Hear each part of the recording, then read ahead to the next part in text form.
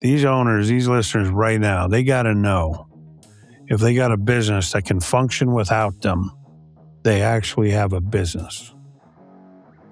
Let's talk about that just for a second. How does that increase value of a business that you're trying to exit? And you have this owner independent, so their business can function without these guys. How does that increase, or what does that do for that value? That increases the value every single time. The two biggest deal killers that I see, and this is not just an Alan Bennett thing. This is the U.S. Census Bureau. There's labor statistics on selling businesses. 83% of small businesses never sell. So that means 17% of small businesses sell. Others close. Now, they may liquidate assets. It's not saying they're not going to get something, but most businesses, and the last statistic was 83% do not sell. So a lot of people, just because you're making money, doesn't mean you're going to be able to sell it. I had a client 2 years ago.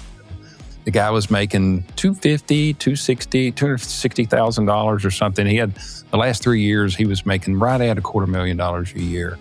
Could not sell his business because he was the business. The business had his name, and there's nothing against a business having, Alan Bennett, roofing or whatever it is. There's nothing wrong with that.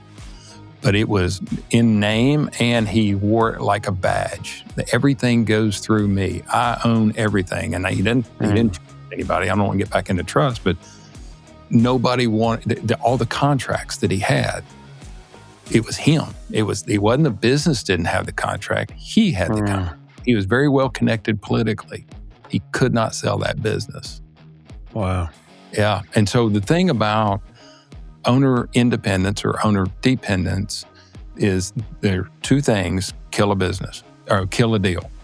Time obviously kills a deal. And the way time usually ends up killing a deal is because they're starting to figure out that the business is owner dependent and profits. So if you don't have profits and you are the business, I would seriously take a hard look at things other than your business, because chances are they've got a lot of their own assets built up in it. Most small business owners, most of their assets are in that business and not in the stock market. And you're tough time selling that business.